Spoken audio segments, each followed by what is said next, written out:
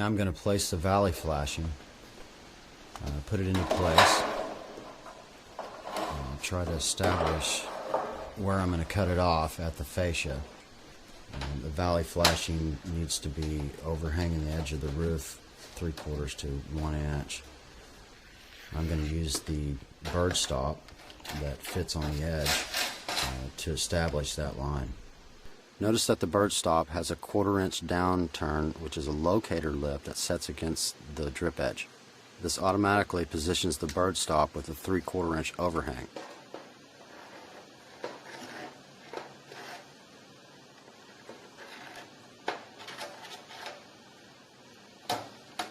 I'm using my hand snips. These are the red handled snips. As you can see, that the piece that I'm having in my left hand is getting really messed up. And I want to keep the valley part that I'm going to save undistorted.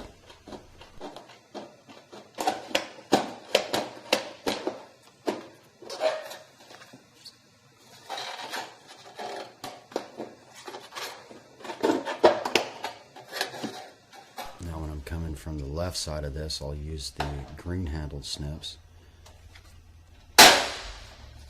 so that it's pulling the offcut out.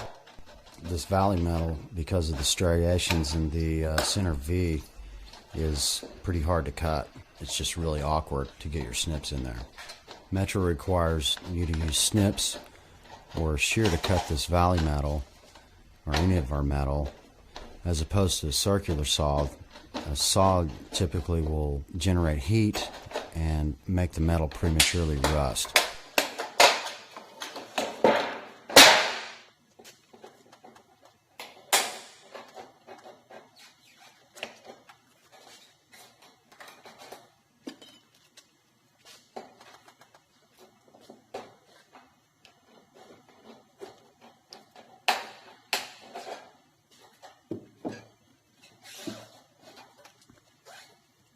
You can see I've left a little bit of this metal at the end of this center V so I can notch and tab it around and close off the hole that's going to be left at the end of the valley.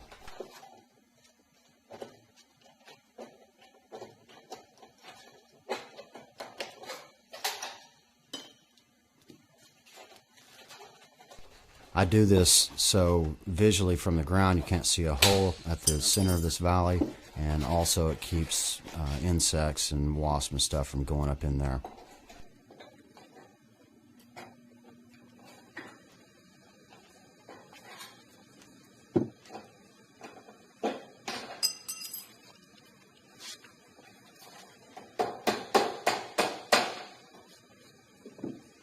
Okay, now on the sides of this valley there's a point which is not needed. It's going to overhang the edge of the roof.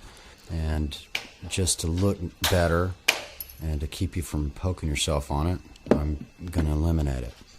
I'm going to slide it back up into place to where it's overhanging past the drip edge about 1 inch. Now we're ready to fasten it. The fasteners have to be placed on the outside of this valley, between the outside, which I'm going to refer to as the return, and the first rib on the outside is the only places that's acceptable to screw this valley. I'm using a screw with a neoprene washer. Some people call these grommeted screws, and that washer will make a good seal on the painted metal. On the rest of the roof, we're going to use the 2.5 inch screws that have no washer at the top of them. It's unneeded against the stone coating. These screws are spaced 1 foot apart on center. On the right side of the roof, the valley extends past the ridge. Now I'm going to mark the center of the ridge and add a couple of inches. I'm going to cut the excess valley off.